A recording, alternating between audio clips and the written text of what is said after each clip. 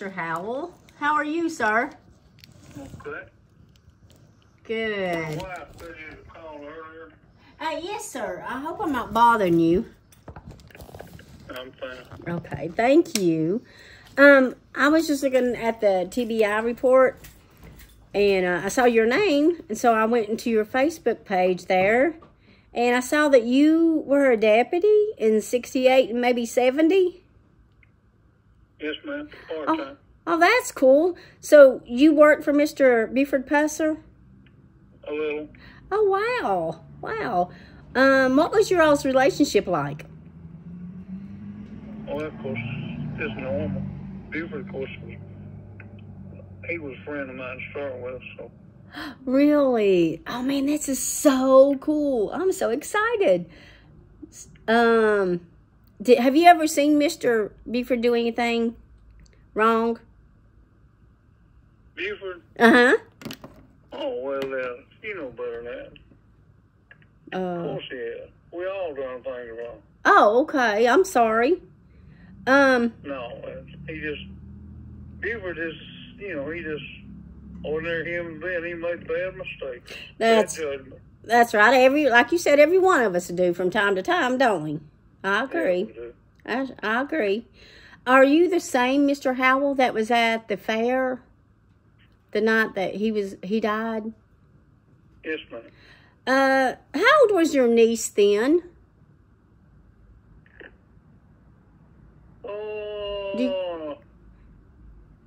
She was born in 1960, so how old would that make her? 60, just said about 14? Yeah, 12, 14-year-old. Okay, oh, that's cool. She stated, or it was stated that she said that she smelled alcohol on Mr. Pusser. Did you smell anything like that on him? Oh, well, Yeah. Well, the reason why I'm asking is because his report came back with no alcohol. So that's why I thought that was strange. No, it didn't come back with no alcohol, because state accident report came back .018. Really? Yeah. Well, the one that we saw, the report that we saw said no alcohol. Well, that's wrong. So the state of Tennessee's accident report shows .018. Okay. So .1010 at that time was say you were drunk. Or 108, I believe it was. But, yeah. So, You wouldn't happen to have a copy of that, would you? No, I don't have a copy of it. Okay, I was just curious because what we seen when I looked at... You can probably get it from the state of Tennessee. Nobody's got it. Through their records. Yeah. There's nobody got it. Even FBI don't have it. See, well, nobody has it that we can find. What we did find, it said no evidence of alcohol, and it was like 3 things there. Drugs, alcohol, and he wasn't wearing his seatbelt. No seatbelt. So I didn't know. I was curious about that. Well, there's an accident report filed in Nashville, so. We've got the report. Okay. Department of Safety. We've got that report. Okay. It says no alcohol. Yeah. Okay, that's weird because we have a report, but it says no alcohol. That's strange. I was just curious. It is strange, because I read it. You read the... But, okay. Yeah. Well, that's odd. Wow. That's weird. Somebody doctored it, didn't they? Sounds like it. I don't know, because I promise. Does he know anybody that's got a copy of it? Would you happen to know anybody that would have a copy besides Tennessee, the state of Tennessee? Well, Tennessee don't have one. We've done checked that. No, state trooper made the report. FBI doesn't. He turned it in the state. Yeah, and we got his report, and it shows no alcohol. Yeah, we've got his report, and it says no alcohol. Paul Irvin. Yeah. Mr. Paul Irvin is the one that did the report. It says no alcohol. Well, that ain't what it was showing when it went in. Really? That's strange. Wow. I just have a few more questions, sir, and then I won't bother you no more, I promise. Who are you with? Me, I'm just a YouTuber. A what? I do videos, a YouTube channel. Oh, okay. I'm sorry. No problem. Do you know Mr. P.D. Plunk? Did you know him? Good friend of mine. Really? Okay. Well, that's cool. That's good. What's he say about him having a gun? What do you think about his son, Ricky, having a stolen gun? Was the gun stolen? Mike Elam said? That's what Mike Elam said. Mr. Mike Elam said that the gun was stolen and that Ricky Plunk had it. Said that his dad had it. Well, Petey, of course, didn't steal a gun. I don't know where you got it. Maybe got it. I don't know. They claim that the gun may have come in from the government services, right? Yes, sir. Yes, sir. That's the ones that. And I think I read where O'Neill Moffitt was brought. He was in service. They done away with him or something. He brought one of them home with him, but I don't. He brought a couple. He didn't turn them back in, so. Right. So I think it said, but I don't know. You read as much as I read about that. I guess because O'Neill was a friend of mine too. But yeah. as far as well, it said he had 8 weapons there, and then Petey had one, and he gave it to his son Ricky. But that's he just gave it to Ricky without him thinking. I'll tell you, Petey would have. Okay. Ask him if he thinks Petey would have anything to do with the ambush. Would you think Petey would have anything to do with the ambush on Mr. Pusser? Oh, no. Okay. How about Jim Moffitt? What about Jim Moffitt? Oh, no. Jim was as straight a man as ever walked. Oh, wow. That's awesome. Do you know Mr. Mike Elam? Who? Mike Elam? No, I don't know him. Okay. I've met him. Okay. I don't know him. Yeah. He tried to get me to get on his podcast, and I ain't never done it. But Yeah, he's the one that said that the rifle was stolen, that Mr. O'Neill Moffitt had taken them, and that Petey Plunk had one of them, and he gave it to his son, Ricky. And Ricky's saying that's the weapon that killed Miss Pauline. well, Ricky, I understand, wanted the gun checked to see if it was. What did he think about? Petey gave it to him. Right. What did he think about Warren Jones's relationship with Buford? What was Mr. Warren Jones's relationship with Mr. Pusser?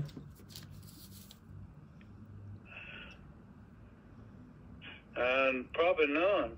One was TBI, but I think that was before Buford or Pusser. I'm not positive. He got killed in a car wreck.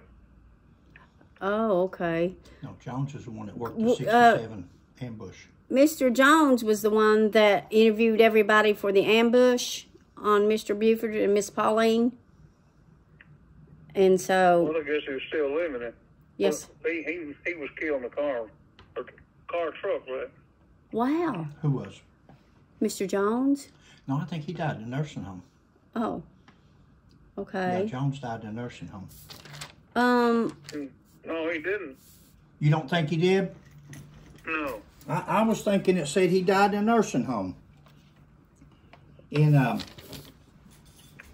don't know. See, all this stuff is crazy. Yeah, tell him thanks for being so. Now, wait a minute. Maybe I'm wrong. That's some long time ago. Sure. Yeah. No, Mr. Jones was, involved in an automobile accident. He killed 2 deputies with him. But maybe he made him. Maybe just crippled him up bad. But no, Warren is straight for it. I know. Yeah. Well, what do you think? What is your thoughts about the ambush on Mr. Pusser and Miss Pauline? State's got all that down. Do you think though that Mr. Pusser shot himself and then killed his wife, or killed his wife and then shot himself? I'm not involved in that. Okay. If the state did put all that junk down. Yeah, that's what Mr. Elam's trying to say. in him knowing Buford like he did, I mean, on a personal basis. right. And we saw where you had 2 ID cards, which was great. We knew you was in law enforcement, but we didn't know that you actually worked for Buford Pusser. There's not many out there like that. And we was just wondering what your personal take, if you guys were friends or... Yeah, he said We were Mr. friends. Him I and worked Mr. for his brother.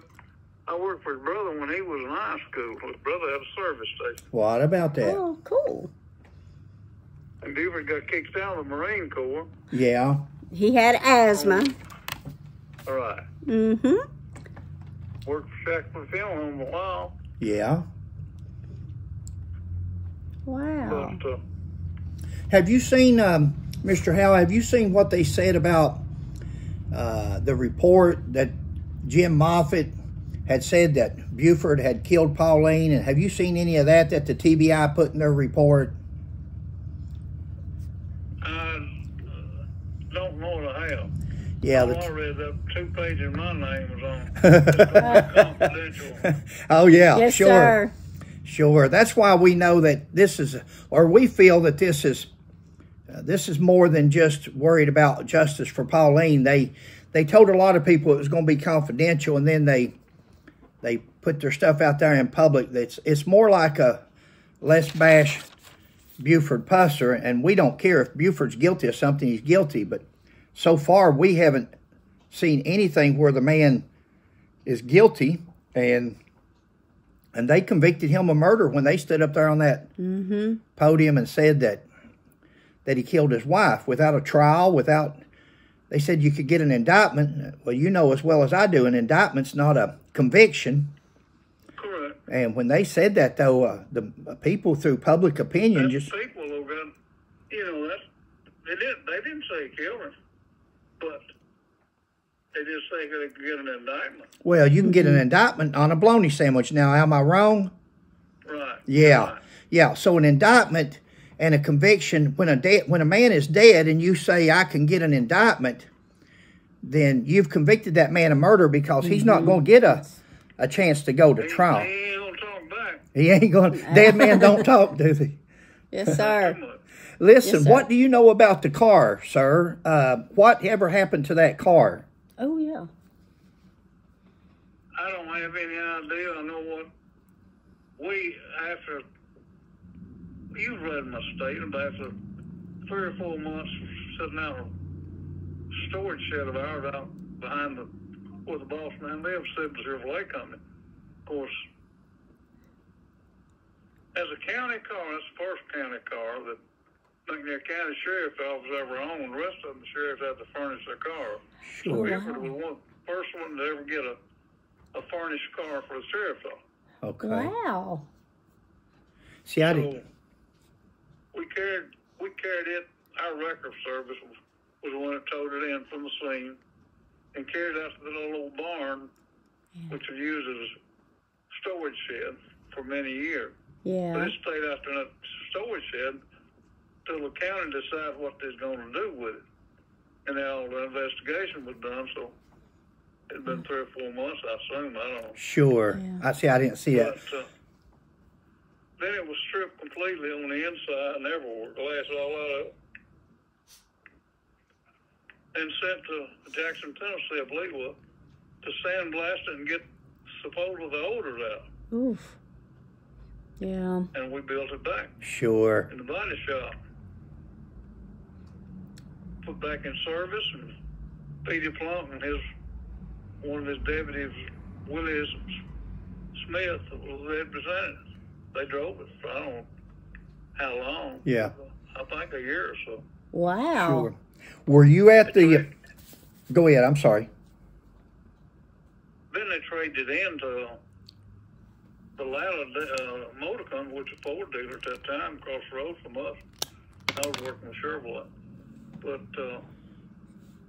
last I heard of, Ford Redmond was a car salesman. They got down the wrong name there, even who I told them it was. But Ford Redmond was a salesman that traded with them, and he carried the car, I think, to Hattiesburg to auction. I'm not sure. Sure. Carried Plymouth Edge to the auction. And somebody out of New Orleans bought it now. Well, that's true or not, I don't know. Sure. Okay. Was you at the ambush site either with a wrecker or as a deputy that morning? No. Okay. No. So you didn't see none of that? That's for daylight, really. Yeah. What about that? Boy, it's been an honor speaking to you. Yeah, I've enjoyed listening to him. Yeah, I'm sure you've got a bunch of knowledge Where there. y'all at? We're in Kentucky. We're in Kentucky. We came down there to the museum a while back. We've never been big into Buford Pusser or Walking Tall or nothing like that until this news conference come out.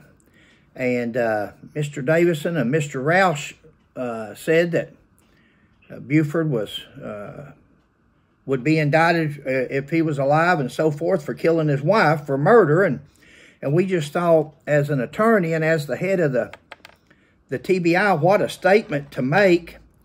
And they've more or less, that report is more or less Mike Elam's book. They have opened a case from 58 years later, and it looks like they have taken Mike Elam's book and just went around to people that he has said he talked to, or a lot of them's now dead. That's just like the police chief. They said that you had, said... Mr. Hugh Kirkpatrick.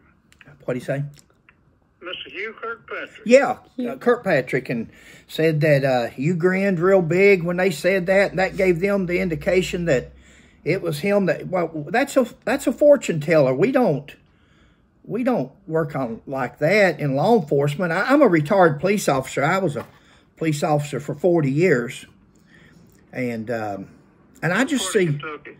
Well, I'm from Eastern Kentucky, Pike County. Originally, that's where I was born and raised, from the Hatfields and McCoys. I'm related to, my great-great-grandparents was Hatfields and McCoys. My grandmother was, my grandmother was a Hatfield. My grandfather was a McCoy, and that's the original feuding families. And then we came to Central Kentucky. We're about 35 miles south of Lexington, where we live now.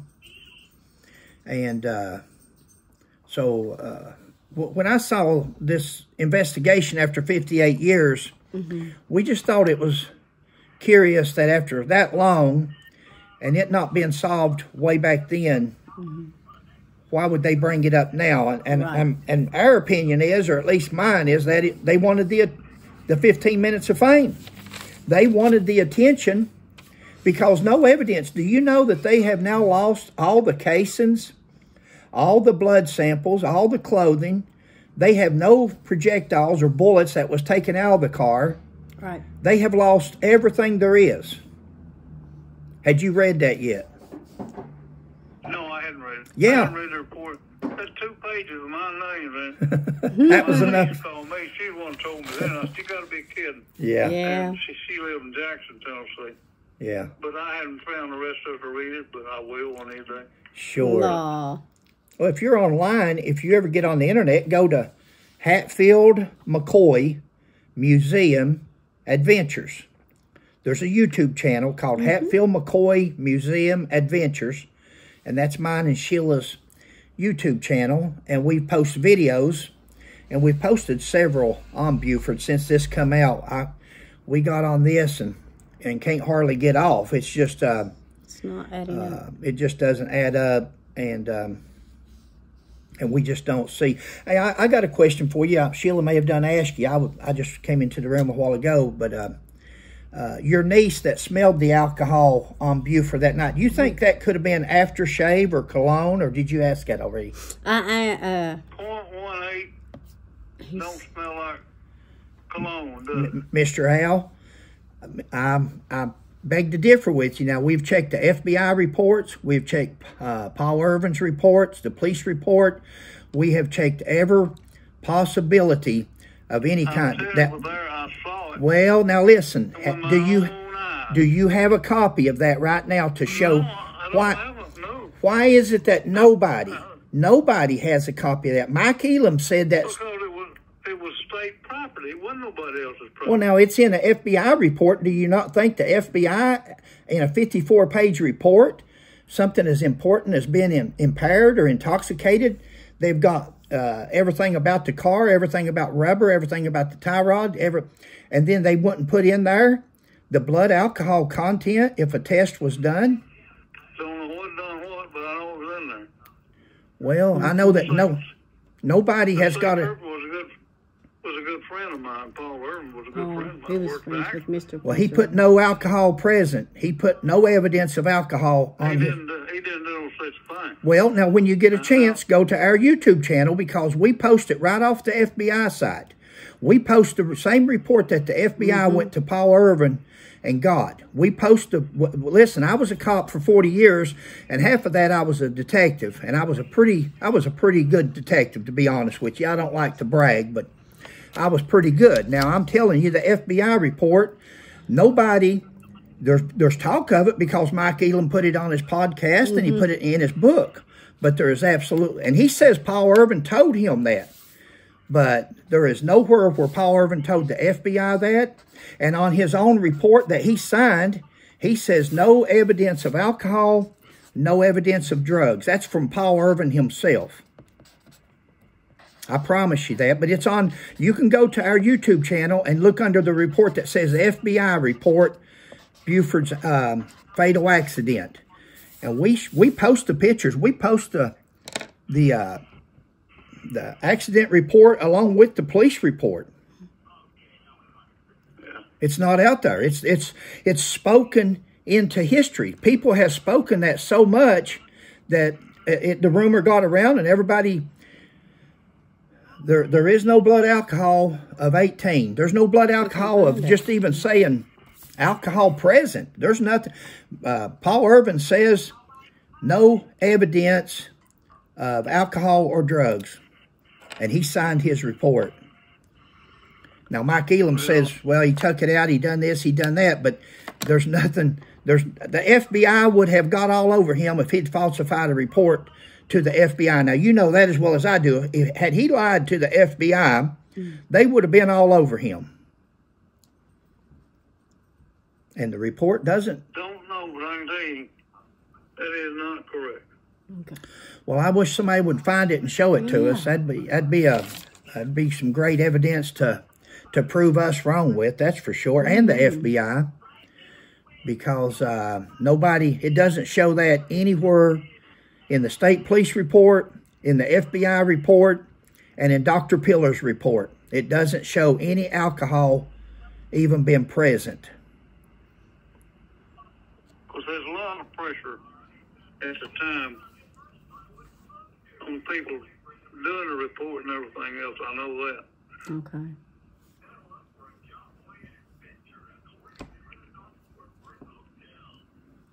A lot of pressure. Yeah.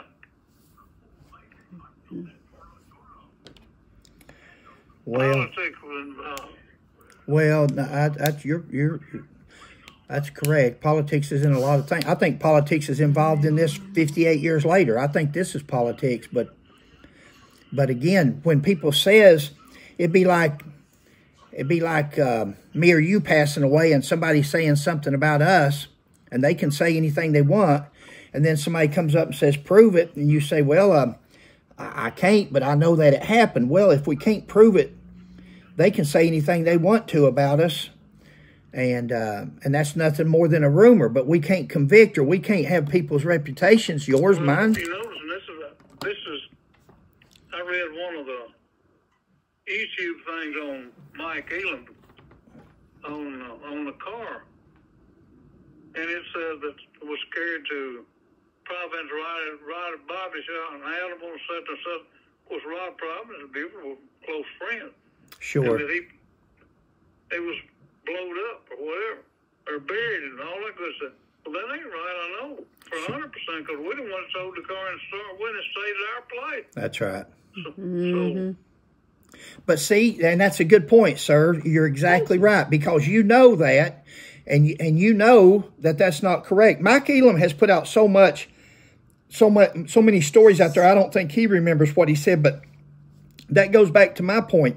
If you know that car wasn't buried, and you know that the car was there at your place and stuff, that's just like we're saying about this.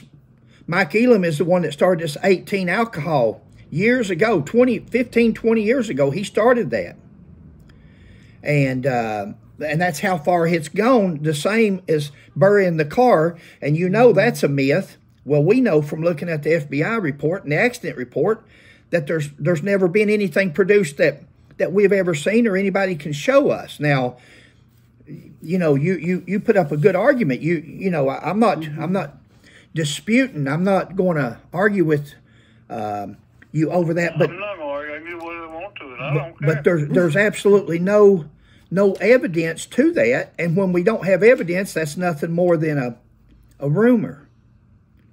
Yeah. And just like the car being buried, I agree with you on that, because I heard that Rob, or whatever his name was, we checked the Providence or something. We talked to some people down there in Adamsville that knew him and knows you. And but now listen, it's been a pleasure talking to you, that's for sure. You're a man of I'm sure there's a lot of people would like to have the opportunity to speak to you. Yeah. Yeah, I'm gonna bow out on most of it, and they can read the report. That's all I'm gonna Well, you listen. You've got a lot to offer. But I ain't said nothing. What they got down is what I told them, except what they changed some of the words or whatever. But you know, I didn't make nothing up. I just told them what they asked me. I'm through with it. Okay. Well, but now, I talked to you earlier this morning. I was the one who called you earlier today, but you said just what you told them. But you said you didn't tell them that Chief Kirkpatrick was the person that made any kind of statement like that to you. I still ain't told you. Well, exactly. But that's what I'm saying. You just now said that what they done is put in the statement what you told them. They changed that part of it. Huh? They changed that part of it. That's what I'm saying. And have you ever heard the saying that if somebody lied to you about one thing, they'll lie to you about something else? Well, I don't care. All that was 100% lie. Exactly. And that's what we understand you. And we thank you, sir, for talking to us. You've been nothing but a gentleman. Thank you so much. All right. All right. Bye, buddy. Have a good night, sir. Bye. Bye. He won't be talking to nobody else. Nope. I don't think so. Nope. He was sweet, though, bless him. I hope that was on you. Before we turn it off, listen, it's hard to see that.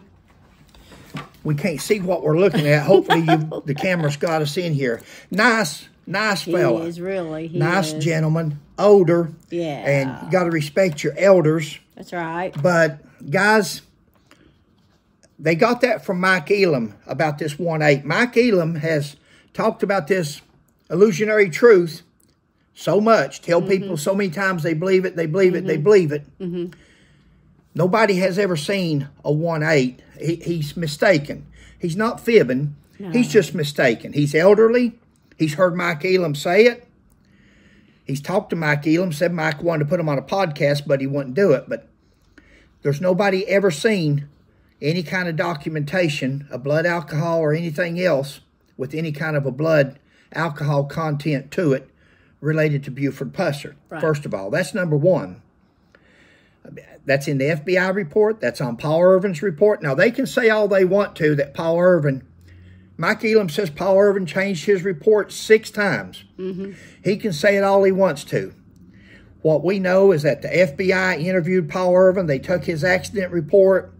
They did nothing about alcohol ever came up to the FBI. So he either lied to the FBI, lied to everybody else, and he's a bad police officer, or everything in the FBI report is correct, and there was no alcohol there. There's nothing in Dr. Pillar's report, Highway Patrol report, FBI report on alcohol. So we've done that. Right. Been there and done that. Now, he says that they lied about the car, where Mike Elam says they took the car out and buried it. All these different stories that he's come up with. Yeah. He says they had the car. He said he knows that's a lie.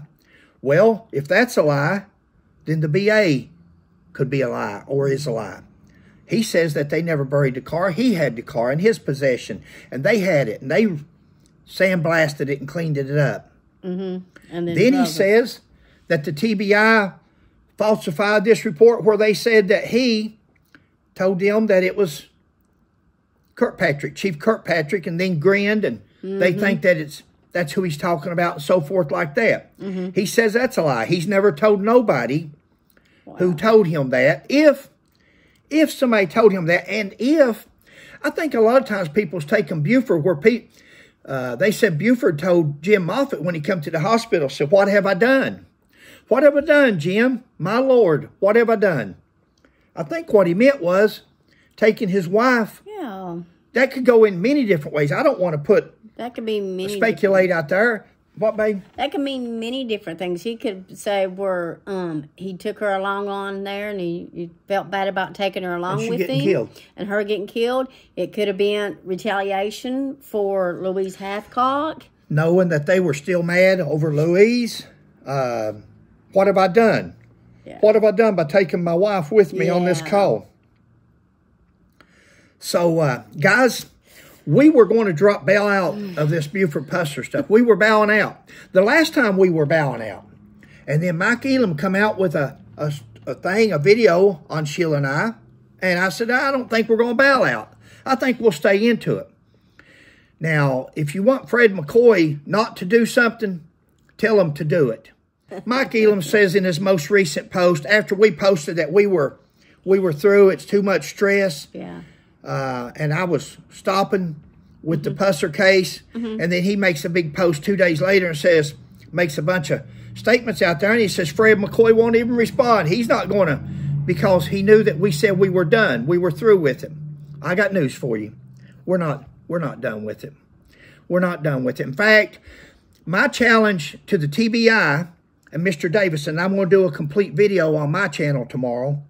My challenge to them is they wanted to strut up there and have this press conference on a 58-year-old case and slander Buford Pusser. Why don't you all hold another press conference and tell us about this stolen gun, this possible stolen gun, this possible murder weapon? Instead of saying read the report, it was important enough to hold a press conference on Buford Pusser after 58 years. Is it not important enough to stand up there and tell us why the TBI refuses to charge two men that's in possession of a stolen M1 military rifle, 2 men that tampered with physical evidence if that firearm was used or they think it's used in the murder of Buford Pusser's wife? Is that too much to ask? Is it too much to ask to take the stage again and take questions and let people know when you're going to be there so the public can ask questions of you all instead of saying, see the report? It was important enough to call Buford, accuse him of murdering his wife on that stage. Is it not important enough to come back and answer questions? Because when this lockdown is over with our government, there's other police officers, there's other agents that's out there that's going to try to track this gun down. So if the TBI says this gun is not one of the guns that Moffitt stole, if the TBI says this is not a stolen gun, and it turns out one day in all the military records that's out there, you can't get rid of all these military records. They're out there. Might have to search a little bit harder. But if these other agents and police officers ever find this military record where this gun was in the military and one of the ones stolen, can you imagine the TBI and Mr. Davis trying to explain that? So we know, or we think, that this is one of the guns, one of the 8 M1s that was stolen, and there was 46 shotguns stolen by O'Neill Moffitt. 8 M1s stolen. We think this is one of them. So does a lot of other people. So when the ATF and the FBI and other people get on this, if that gun is produced and shown to be a stolen gun, why hasn't the TBI charged Mike Elam and Ricky Plunk for possession? They can't charge PD Plunk because PD Plunk is deceased. But if PD Plunk told Ricky, and he did, that's why Ricky's never produced the gun. That's why Ricky's never been out with the gun. That's why Ricky hasn't done anything with the gun for all these years until he contacted the man, the real deal. And once he contacted Mike Elam, they went out and shot this gun. They kept evidence from this gun. They kept bullets. TBI, Mr. Davison's got some explaining to do as why Mike Elam has not been charged and Ricky Plunk with this firearm. Because that's kind of tampering with evidence It's tampering with evidence. Mike Elam said, well, we didn't know for sure if it was stolen. Well, you said it was in all of his videos. He said it was stolen, and a gun from Moffett. The only difference is he says that they got it from Buford Pusser. Buford Pusser called somebody from the jail, from the hospital. Half his jaw gone. But he called and said, let's get the gun out of my trunk, like the TBI or the Highway Patrol. Somebody didn't go through that trunk. Mr. Howell, when they got it to the garage, didn't go through the trunk to see if what was in the trunk, make sure there was nobody else there. If you guys believe that, you know the old saying. This stinks from the word go, guys. It stinks from the word go. It's just like these guys pointing fingers and these agents going out and interviewing people. They've interviewed person after person after person, and these people say, we were told it would never be made public. We were told it was private. We were told, well, first of all, whatever you say to somebody should be the truth. That way, whether it's out in public or it's in private, it's the truth. As long as you tell the truth, you never have to back up. But why did they tell these people it's never going to be repeated? This is between me and you. Go ahead and tell me. And of course the person's going to talk big. Of course the person's going to brag. Of course the person's going to make accusations. There's nobody to be held accountable. The police chief's dead. Buford's dead. These two old women's dead that was out in the parking lot at 4 in the morning. There's nobody that's credible. There's nobody that's credible that's living today. Mike Elam has taken this out of his book and given it to the TBI, and they have wrote it down as a report, if you can believe that. If you can believe that a professional law enforcement, well, it's not. Let's take professional off. I got you. It may be a law enforcement agency. That's not a professional law enforcement agency, because professional law enforcement agencies don't produce evidence. They investigate the evidence that exists. They talk to the witnesses that exist. Not third party, not fifth party, not hearsay. Not out of a book, a fictional book. And then they certainly don't let people go that's committed felonies with no charges on them. They want to testify and talk about a man from 58 years ago, but they're not to be held accountable, and they're alive today. How does that work? How can you even feel right about that? We'll play. We'll be running my video that I called and talked to him this morning. We'll run it first, and then we'll run Sheila's interview next. Yeah. Okay. Babe, you're right. All right, guys. We hope you're doing well. You got anything else there? Add it to it. No. He answered all my questions as best he could. Bless his little heart. Sweet old man. He's like Mike. He's got illusionary truth. He's been told things. Well, he's up there in age, so, and, he might get things switched around. Yeah, but I understand that, and I agree with you. Let's give them that. Yeah. But at the same time, this is a dead man's reputation. Yeah. When you're dealing with the dead man's reputation, you can't continue to go on and say, oh, yeah, I saw this report. Well, he's the only person that's ever saw it. If he saw this report for 1/8, see, that's an illusionary truth, because there has been no 1/8 paper ever produced that anybody has. He's the only one that says he's ever seen it. Yeah. Even Mike Elam didn't say he saw it. He just said he was told about it. Now, did Paul Irvin tell Mike Elam that? I don't believe he did. But did Mr. Howell? He said that Mr. Howell said that he talked to Mike Elam before. He's talked to him. He just not been on his podcast. Right. Did Mr. Howell, is he the one that told Mike Elam about the .18 report maybe? Who knows? See, it's rumors. It goes from this person to that person, and nobody can tell you exactly where something is, who said it, when they said it. He did say his niece would have been around 14, because he said she was born in 1960. Really? So she would have been 14. 14 years old. So she's a young kid. He didn't say he smelled nothing. You would think an adult, if he was there, like he said, a man blows a 18, or not blows, but has a blood alcohol of 18, and you're saying it's shaving cream? Yeah. No, I'm asking if it could have been, because he didn't say he smelled it. No. You'd think if it's an 18 and he's a deputy sheriff, that he would have smelled it before the niece would. The niece is probably 4 foot tall, 5 foot tall, 5. Yeah, we don't know. A child, I know that, but a child. Yeah. The average child would be around that, 5'1", 5'4". Yeah. All right.